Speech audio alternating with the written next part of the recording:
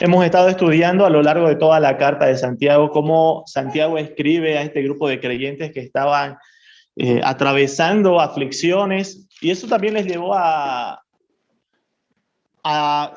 equivocarse en otras formas. Así que la carta de Santiago es algo que va a estar siempre intercalado entre exhortaciones de corrección, como también exhortaciones de ánimo y consuelo a creyentes que atravesaban aflicciones. En el capítulo 5 que hemos estado estudiando, empieza el capítulo hablando sobre los ricos y sobre cómo estos ricos, por el contexto que nosotros vemos a lo largo de toda la carta, oprimían a los creyentes, es decir, los trataban mal y les añadían aflicción a sus vidas. Uno de los problemas que menciona el escritor de la carta es que quizás estos ricos, como dice en el capítulo 5, versículo 4, dice: he aquí clama el jornal de los obreros que han cosechado vuestras tierras, el cual por engaño no les ha sido pagado por vosotros.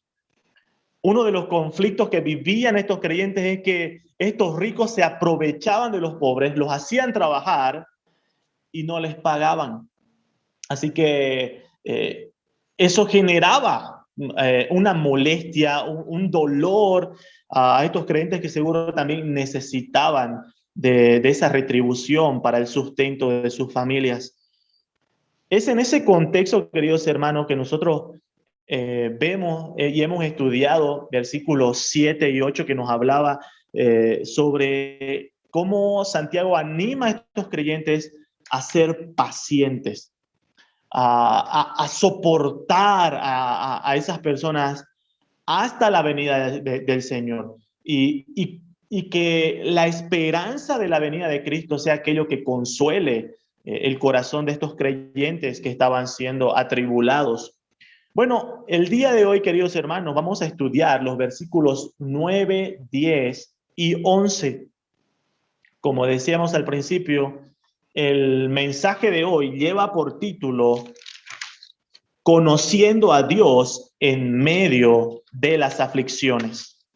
Vamos a ver dos puntos en estos tres versículos. El primer punto, advertencia contra la impaciencia, y el segundo punto es las bienaventuranzas de los que sufren. Vamos a empezar viendo nuestro primer punto, una advertencia contra la impaciencia. Desde el versículo 9, Santiago capítulo 5, versículo 9, dice así: hermanos, no os quejéis unos contra otros para que no seáis condenados. He aquí, el juez está delante de la puerta. Santiago empieza con una exhortación. Santiago primeramente les estaba hablando sobre qué importante es que estos creyentes sean pacientes en medio de esta aflicción que están pasando.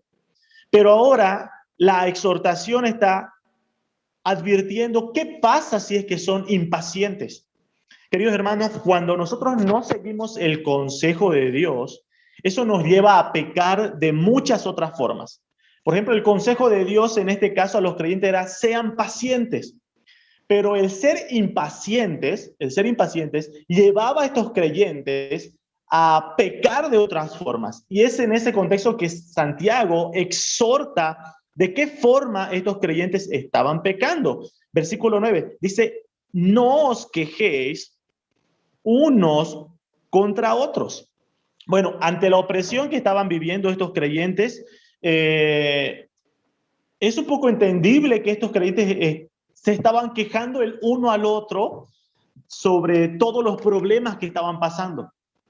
Pero Santiago exhorta diciéndoles que esas quejas no son correctas. Incluso les dice que no os quejéis unos contra otros para que no seáis condenados. El hecho de quejarse es un pecado. Quejarse implica varios factores. Y Santiago va a hacer referencia a un aspecto importante. Cuando nosotros nos quejamos, olvidamos que Dios es el único que puede juzgar a las personas. Y eso ya Santiago lo dijo en el capítulo 4, versículo 11 y 12, cuando les dice, hermanos, no murmuréis los unos de los otros. El que murmura del hermano y juzga a su hermano, murmura de la ley y juzga la ley. Pero si tú juzgas a la ley, no eres hacedor de la ley, sino juez. Entonces, Santiago lo que está hablándole a estos creyentes en el capítulo 5 les está diciendo, no se quejen el uno contra el otro porque ustedes no son los jueces. Una sola persona es el juez sobre todas las cosas y es el dador de la ley, es lo que dice Santiago, y el dador de la ley es Dios y solamente Él es el juez. Entonces, ¿qué aspectos son los que conlleva cuando nosotros nos quejamos de las cosas que nos pasan?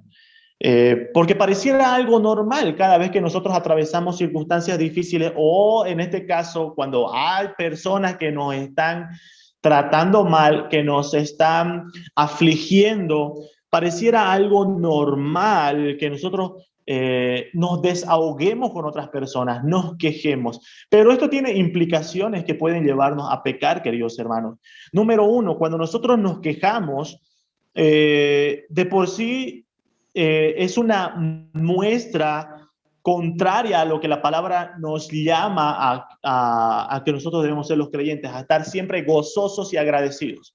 La queja es lo contrario a estar gozoso y agradecido. ¿Por qué? Porque cuando uno se queja constantemente de algo, es porque no está gozoso, no está satisfecho con lo que tiene, con lo que está pasando, y mucho menos está agradecido. Y la palabra del Señor constantemente nos anima a que nosotros tenemos que estar constantemente, estar siempre gozosos y también estar siempre orando con acciones de gracia al Señor. Entonces, queridos hermanos, primer aspecto con respecto a cuando nosotros nos quejamos. Quejarnos, queridos hermanos, es una forma de culpar indirectamente a Dios por lo que nos está pasando. Cuando nosotros nos quejamos, indirectamente estamos culpando a Dios por lo que nos está pasando.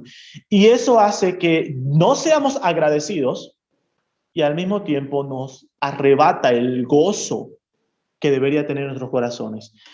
Entonces, Santiago está hablando a estos hermanos diciéndole, no se quejen los unos contra otros, porque el quejarse los va a llevar a perder el gozo de sus corazones y al mismo tiempo va a hacer que pequen contra Dios, culpándole. Es por eso que Santiago les recuerda, no se quejen, recuerden que el juez está delante de la puerta. Aquel que verdaderamente tiene la potestad de juzgar a las personas, ya está cerca. Queridos hermanos, cuando nosotros no seguimos el consejo de Dios, tengamos por seguro que nos va a llevar a pecar de muchas formas. Así que el consejo de Santiago a estos hermanos es, tengan paciencia,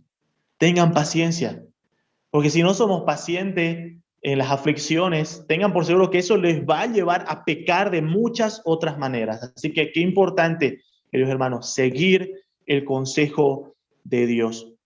Pero ¿qué otros aspectos también, o qué otro factor nosotros hacemos cuando nos quejamos? Bueno, también el quejarse es criticar al prójimo. Quejarse es hablar mal de la otra persona, por más razón que nosotros creamos tener de lo que nos estamos quejando, ¿no? Quejarse es hablar contra el prójimo, es criticar las acciones del prójimo. Y muchas veces el quejarnos del prójimo nos lleva a desear mal al prójimo.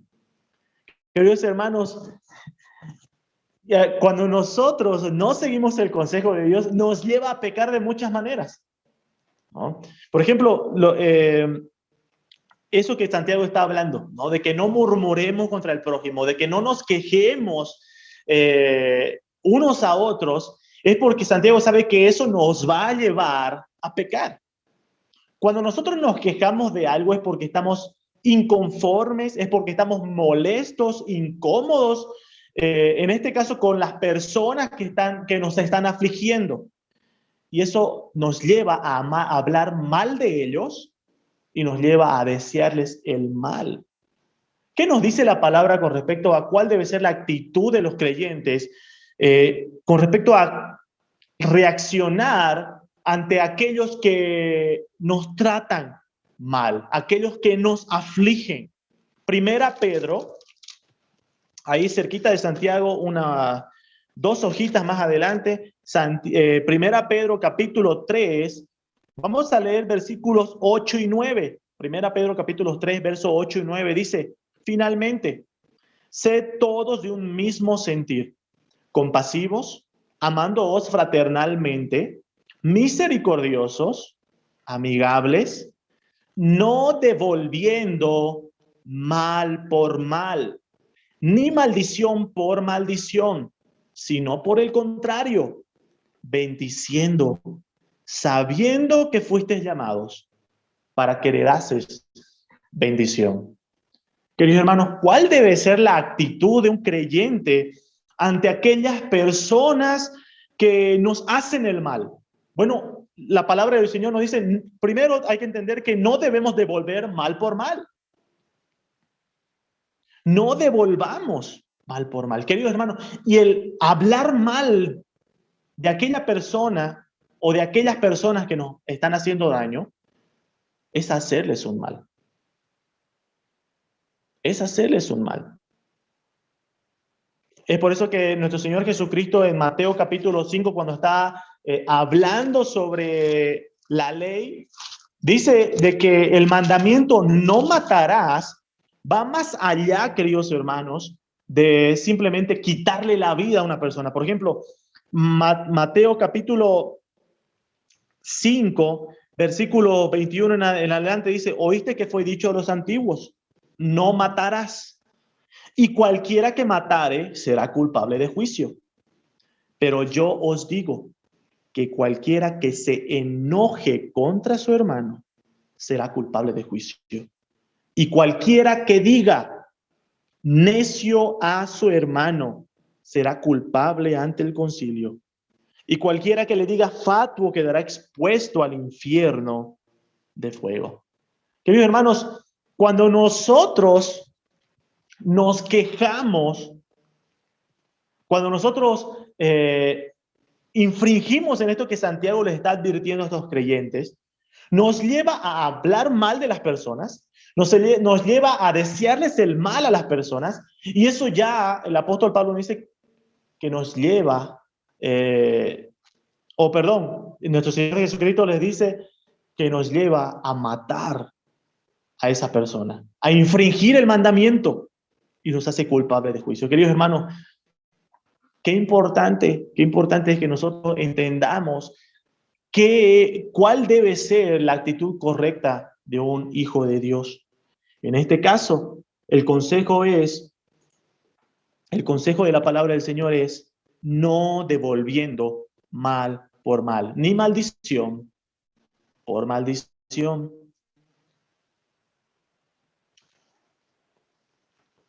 Versículo 10 y 11 de 1 Pedro capítulo 3 dice: el que quiere amar la vida y ver días buenos, refrene su lengua de mal y sus labios no hablen engaño. Apártese del mal y haga el bien, busque la paz y sígala. Queridos hermanos, nosotros estamos llamados a actuar diferente a lo que actúa el mundo. Por ejemplo, hay un cartelito que siempre colocan en los trufis, en los micros, y dice: mi educación depende de la suya. Queridos hermanos, nosotros los creyentes no podemos vivir de esa forma. Nuestros principios no dependen de los principios de las demás personas. Nuestras convicciones como hijos de Dios no dependen de cómo viven las demás personas, sino dependen de una obediencia directa a la palabra del Señor. La palabra del Señor aquí nos dice, refrene su lengua del mal. Queridos hermanos, quizá muchos tenemos la tentación, cuando alguien nos hace mal, nos hace daño. Quizás uno dice, pero yo no le estoy haciendo nada. Pero hermano, el hecho de comentarlo con otras personas, el hecho de hablar mal de esa persona a otras, ya te está haciendo pecar, ya estás pecando de esa manera, porque de alguna otra forma ya le estás devolviendo esa acción mala que te está haciendo con algo malo también, que es el hablar mal de las demás personas. La palabra de Dios nos dice, refrene su lengua. Verso 11 de 1 Pedro 3 termina diciendo, busque la paz. La palabra paz en la palabra del Señor significa relación armoniosa. Es decir, cuando nos dice que estemos en paz, nos está diciendo que tenemos que buscar estar en buenas relaciones con las demás personas. Romanos capítulo 12, versos 17 al 19, la palabra del Señor dice, no paguéis a nadie mal por mal. Procurad lo bueno delante de los hombres. Si es posible, en cuanto dependa de vosotros, estad en paz con todos los hombres. Y aquí está en el verso 19, el propósito de por qué nosotros no debemos pagar a nadie mal por mal. Y es lo que Santiago también les dice en el versículo 9 del capítulo 5, cuando les dice, el juez está a la puerta. Y es lo que dice el apóstol Pablo en el verso 19 de aquí de Romanos 12. No os venguéis vosotros mismos, amados míos, sino dejad lugar a la ira de Dios. Porque escrito está, mía es la venganza, yo pagaré, dice el Señor. Queridos hermanos, cuando nosotros buscamos vengarnos de alguna manera ante aquellos que nos hacen mal, nos afligen, incluso cuando nosotros nos quejamos y hablamos mal de aquellas personas, estamos atribuyéndonos cosas que no nos pertenecen. Estamos quitando el lugar que solo le pertenece a Dios, porque mía es la venganza, dice el Señor. Queridos hermanos, qué importante, Santiago, una advertencia contra la impaciencia. Si nosotros somos impacientes en las aflicciones, eso nos va a llevar a pecar de muchas maneras. Y en este contexto particular, Santiago les habla sobre la queja a estos creyentes, que no se quejen el uno contra el otro, que esperen pacientemente a la manifestación del justo juicio de Dios. No devolvamos mal por mal a aquellos que nos afligen. Refrenemos nuestra lengua, no hablemos, no deseemos el mal a aquellos que nos hacen daño. Actuemos pacientemente y en amor, como la palabra del Señor nos habla. El juez está cerca, el Señor está cerca y Él reclama como suya la venganza, la justicia. El juzgar solo le pertenece al dador de la ley. Vamos a ver nuestro segundo punto. Habíamos visto una advertencia contra la impaciencia a estos creyentes en medio de las aflicciones. Ahora vamos a ver en nuestro segundo punto las bienaventuranzas de los que sufren. Volvemos a Santiago capítulo 5 y vamos a dar lectura del verso 10 al verso 11. La palabra del Señor dice, hermanos míos, tomad como ejemplo de aflicción y de paciencia a los profetas que hablaron en nombre del Señor. He aquí tenemos por bienaventurados a los que sufren. Habéis oído de la paciencia de Job y habéis visto el fin del Señor, que el Señor es muy misericordioso y compasivo. Bien, Santiago empieza hablando sobre cómo las aflicciones son una realidad en la vida de los creyentes, diciendo tomen como ejemplo de aflicción y de paciencia a los profetas. Que en ningún momento Santiago les está hablando de que tengan paciencia, que las aflicciones no pasan a los creyentes siempre. Más bien da por hecho que las aflicciones vienen en la vida de los creyentes. Es una realidad. Santiago hace referencia a cómo los profetas, al anunciar, al hablar en el nombre de Dios, ellos atravesaban aflicciones. Y ese es un primer elemento importante, queridos hermanos. Cuando nosotros vemos a lo largo de la Escritura, hablar en el nombre de Dios, vivir siguiendo y obedeciendo la palabra del Señor, siempre está acompañado de aflicción. Jesús le decía a sus discípulos, en el mundo tendréis aflicción. Juan capítulo 16, versículo 33. Queridos hermanos, en ningún momento Jesús presentó a sus discípulos un panorama lleno de calma y tranquilidad. Él les decía, las zorras tienen guarida, las aves tienen sus nidos, pero el Hijo del Hombre no tiene dónde recostar su cabeza. ¿Quieren aún seguirme? Hoy en día se escucha por todo el mundo evangelio o mensajes supuestamente de la palabra del Señor, donde se les dice a las personas, estás atravesando aflicciones, problemas, ven para que tus problemas cesen, para que tus problemas terminen. Nada más contrario de la palabra del Señor. La palabra Jesús le decía, en el mundo tendréis aflicción. Pero si prestamos atención a lo que dice Santiago sobre cuál era la razón de la aflicción de los profetas, hay un poquito nos hace entender que la aflicción no viene así porque sí, sino que dice, tomad como ejemplo de aflicción y de paciencia, verso 10 de Santiago 5, a los profetas que hablaron en el nombre del Señor. ¿A quiénes viene la aflicción? A aquellos que viven obedeciendo la palabra del Señor.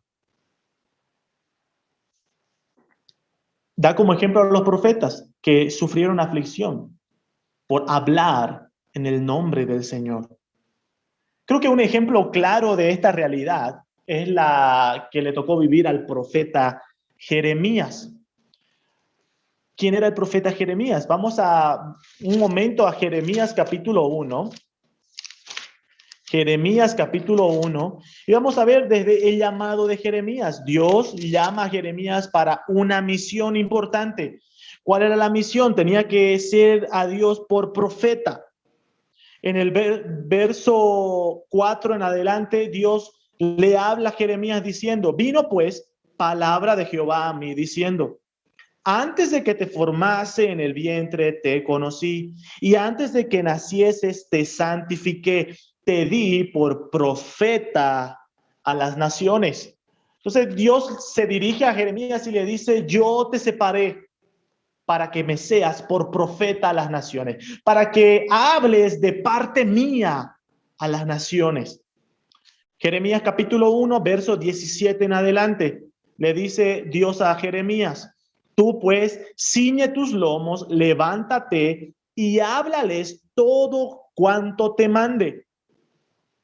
Hay un mandato claro que Dios le da a Jeremías. Jeremías tenía que hablar todo lo que Dios le mande. No tenía que suavizar las palabras de Dios, no tenía que cambiar por ahí se ofendían las personas. No, tenía que ser obediente y decir exactamente lo que Dios quería que diga. Verso 17, seguimos leyendo. No temas delante de ellos, para que no te haga yo quebrantar delante de ellos. Porque he aquí que yo te he puesto en este día como ciudad fortificada, como columna de hierro y como muro de bronce contra toda esta tierra, contra los reyes de Judá, sus príncipes, sus sacerdotes y el pueblo de la tierra. Esto que le está diciendo Dios a Jeremías no es algo muy alentador. Le está diciendo, tú vas a ser profeta, vas a hablar todo lo que yo te mande y vas a estar en contra de todas estas personas. ¿Y qué es lo que van a hacer estas personas? Verso 19. Y pelearán contra ti. Dios ya le advirtió a Jeremías que todas esas personas a las cuales Jeremías iba a darles el mensaje de Dios, iban a pelear contra él. Pero Dios conforta su corazón diciéndole, pero no te vencerán, porque yo estoy contigo, dice Jehová, para librarte. Entonces, desde el principio, desde el llamamiento de Dios a Jeremías, Dios le deja en claro que el mensaje que daría sería tan duro que estaría contra todos, pero que debía ser como una columna fortificada de la verdad de Dios. ¿Qué consecuencias tuvo en la vida de Jeremías este llamado? Vamos más adelante en el libro de Jeremías, Jeremías capítulo 20. A lo largo de todo el libro vemos, si se dan un tiempito para poder leerlo, van a ver cuáles son las exhortaciones que Jeremías da al pueblo. ¿Qué consecuencias trajo a la vida de Jeremías el obedecer el llamado de Dios? Jeremías capítulo 20, versículos 1 y 2. El sacerdote Pasur, hijo de Immer, que presidía como príncipe en la casa de Jehová, oyó a Jeremías que profetizaba estas palabras. Entonces, este sacerdote escuchó el mensaje que Jeremías traía de parte de Dios. ¿Qué es lo que le hicieron a Jeremías? Versículo 2. Y azotó Pasur al profeta Jeremías y lo puso en el cepo que estaba en la puerta superior de Benjamín, la cual conducía a la casa de Jehová. El obedecer el llamado de Dios trajo aflicción a la vida de Jeremías. Trajo aflicción. Vemos cómo fue azotado por anunciar lo que Dios le había dicho que anuncie. En el verso 7 del capítulo 20, vemos algo que se conoce como el lamento de Jeremías. Jeremías se pone triste y se lamenta por todo lo que le estaba pasando. Verso 7 en adelante del capítulo 20 de Jeremías dice, empieza diciendo, me sedujiste, oh Jehová, y fui seducido. ¿Qué significa esas primeras frases de lo que Jeremías está hablando? Es un lamento de cómo Dios logró llevar a Jeremías a una obediencia. Y le está diciendo, tú fuiste el que me sedujiste, el que me convenció de hacer esto. Me sedujiste, oh Jehová, y fui seducido. Más fuerte fuiste que yo y me venciste. Cada día he sido escarnecido. Cada cual se burla de mí. Entonces, ¿qué aflicciones estaba pasando Jeremías por ser obediente al llamado de Dios? Dice que era escarnecido, era maltratado todos los días. Y dice que todos los días se hacían la burla de él. Verso 8. Por cuántas veces hablo, doy voces, grito, violencia y destrucción, porque la palabra de Jehová me ha sido por afrenta y escarnio cada día. Jeremías está diciendo, el hablar de parte de Dios me trajo problemas, me trajo aflicciones todos los días. Verso 9, y dije, no me acordaré más de él, ni hablaré más en su nombre. Jeremías en algún punto de toda la aflicción que estaba pasando llegó a decir, ya no volveré a hablar más en el nombre de Dios. No me acordaré más de él. No obstante, verso 9, había en mi corazón como un fuego ardiente metido en mis huesos. Traté de sufrirlo y no pude. Jeremías estaba atravesando aflicciones. Y eso es lo que nos muestra a lo largo de todas las escrituras, queridos hermanos, que aquel que obedece el llamado de Dios va a sufrir aflicciones en este mundo. Jesús le decía a sus discípulos, el mundo os aborrecerá porque a mí me aborrece. pero no temáis porque yo he vencido al mundo. Tenemos un llamado también nosotros, queridos hermanos. Así como Jeremías fue puesto como columna fortificada de la verdad de Dios para ser un mensajero fiel de la palabra de Dios, nosotros los creyentes también somos columnas y baluartes de la verdad. Segunda Timoteo capítulo 3, versículo 15. El apóstol Pablo le dice, para que si tardo a Timoteo, sepas cómo debes conducirte. Primera Timoteo capítulo 3, verso 15, que es la iglesia del Dios viviente, columna y baluarte de la verdad. Nosotros también tenemos un llamado de ser mensajeros del mensaje del evangelio de parte de Dios y también de defender la verdad de Dios. Y según lo que nos dice también 2 Timoteo capítulo 3, versos 10 al 12, también va a atravesar aflicción todo aquel que vive conforme a la palabra de Dios. 2 Timoteo capítulo 3, versículos 10 al 12, dice, pero tú has seguido mi doctrina, conducta, propósito, fe, longanimidad, amor, paciencia, persecuciones, padecimientos, como los que me sobrevinieron en Antioquía, en Iconio, en Listra, persecuciones que he sufrido, y de todas me ha librado el Señor. Y también, verso 12, todos los que quieren vivir piadosamente en Cristo Jesús padecerán persecución. Las aflicciones, queridos hermanos, es una realidad en la vida del creyente que busca vivir piadosamente en Cristo Jesús. ¿Qué significa vivir piadosamente? Es vivir obedeciendo la palabra. Querido hermano, hermana, si tú quieres vivir obedeciendo la palabra del Señor, déjame decirte que la palabra dice que vas a atravesar aflicciones. Vas a atravesar aflicciones solo por el hecho de ser obediente a la Escritura.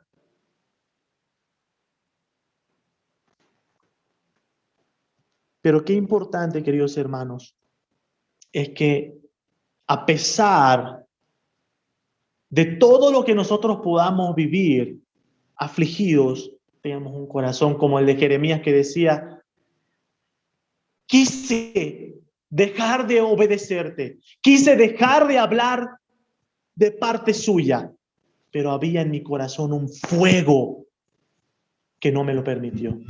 Queridos hermanos, ojalá el Señor quiera que en el corazón de cada uno de ustedes, de cada uno de nosotros, también exista un fuego que no nos permita serle desobediente. Qué importante seamos obedientes. Tenemos un llamado, aun cuando las aflicciones son una realidad en la vida de los creyentes. Para terminar, ¿cuál es el propósito, entonces, de todas las aflicciones que viven los creyentes? ¿Por qué es una realidad las aflicciones en la vida de los creyentes? Vamos al versículo 11 de Santiago, capítulo 5. Santiago en el verso 10 les dice a estos creyentes, tengan como ejemplo a los profetas que fueron pacientes a pesar de las aflicciones que sufrieron por hablar en el nombre del Señor. Y en el verso 11 da otro ejemplo. Verso 11 dice, he aquí, tenemos por bienaventurados a los que sufren. La palabra bienaventurado significa doblemente dichoso, doblemente feliz. ¿Qué está hablando Santiago? Les está diciendo, tenemos por doblemente gozosos, dichosos a los que sufren. ¿Por qué Santiago diría que una persona que sufre es dichosa? Y da como ejemplo, como argumento de lo que está diciendo a Job. Dice, habéis oído de la paciencia de Job. ¿Quién era Job? Y creo que es algo importante hacer una distinción entre lo que le pasa a Job y lo que le pasa a los profetas. En el caso de los profetas, estos fueron afligidos por hablar en el nombre de Dios. Cuando nosotros leemos la historia de Job, queridos hermanos, vemos a una persona que en Job capítulo 1 tenía como título o como característica que Dios da de él un varón recto y delante de Dios. Y esta persona, de la noche a la mañana, en un solo día, pierde todo lo que él tenía. Todo lo que él tenía. Querido hermano, hermana, si tú no conoces la historia de Job, te invito a que la leas.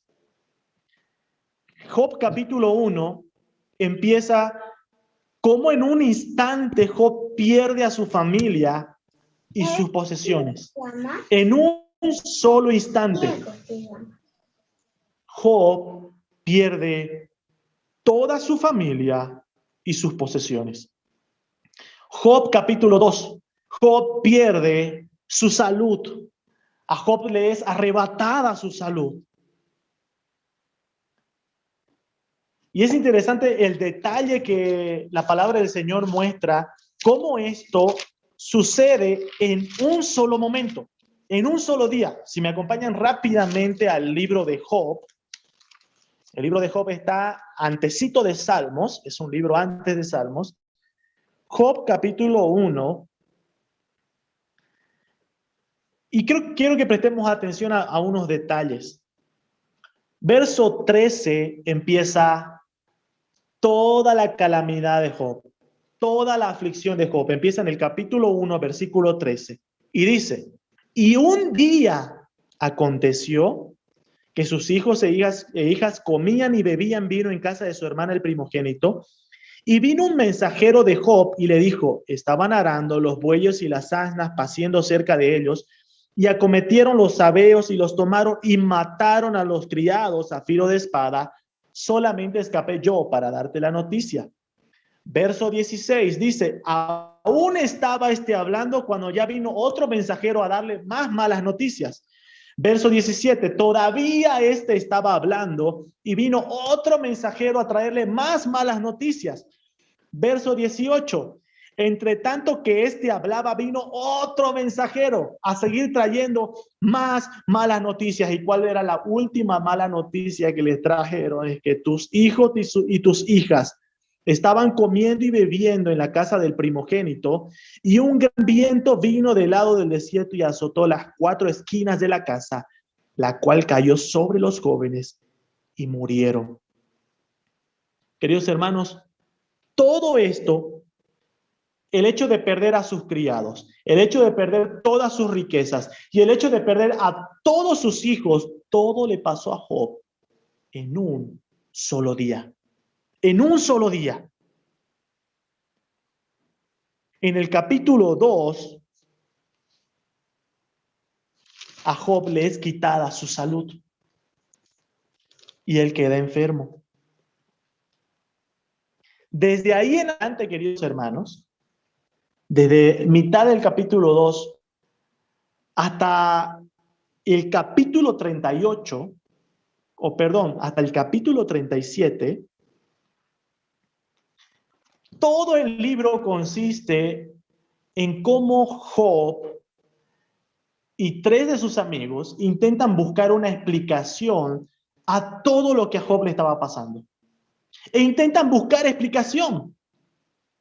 Y sus amigos de Job le dicen, seguro Job, tú has hecho algo malo y Dios te está juzgando. Y Job decía, no, yo no he hecho nada malo. Y todo el libro trata de cómo estas personas intentan buscar una explicación a todo lo que Dios estaba haciendo. Al fin, en el capítulo 38, recién Dios responde a Job. En el capítulo 38, Dios le responde a Job. y le responde en 4 capítulos, desde el capítulo 38 hasta el capítulo 41. Y a lo largo de esos 4 capítulos que Dios le responde a Job, vemos que la respuesta de Dios a Job no es una explicación de qué es lo que a Job le estaba pasando. En ningún momento Dios le da una explicación a Job de por qué Dios había permitido que le pasen todas estas cosas. Al contrario, a lo largo de esos 4 capítulos, Dios lo que hace es hacerle entender a Job quién es Dios y quién es Job. Ese es el tema central de lo que Dios le habla a Job. Le muestra quién es Dios y quién es Job y cuál es su verdadera condición delante de Dios. Uno vería la respuesta de Dios a Job y cuál era la pregunta que tenía Job a lo largo de todo el libro, y uno llegaría a decir, al final no le respondió lo que Job quería saber. ¿Habrá quedado insatisfecho? Bueno, queridos hermanos, ahora sí vamos a Job capítulo 42 y vamos a leer cuál fue la conclusión de Job luego de escuchar la respuesta de Dios en medio de las aflicciones. Job capítulo 42, versículos 1 al 6, dice: respondió Job a Jehová y dijo: yo conozco que todo lo puedes y que no hay pensamiento que se esconda de ti. ¿Quién es el que oscurece el consejo sin entendimiento? Por tanto, yo hablaba lo que no entendía, cosas demasiado maravillosas para mí que yo no comprendía. Oye, te ruego y hablaré, te preguntaré y tú me enseñarás. Y escuchen la hermosa conclusión a la que llega Job en medio de la aflicción y luego de haber escuchado la palabra de Dios, mostrándole quién es Dios y quién es Job. Verso 5 dice: de oídas te había oído, mas ahora mis ojos te ven. Por tanto, me aborrezco y me arrepiento en polvo y ceniza.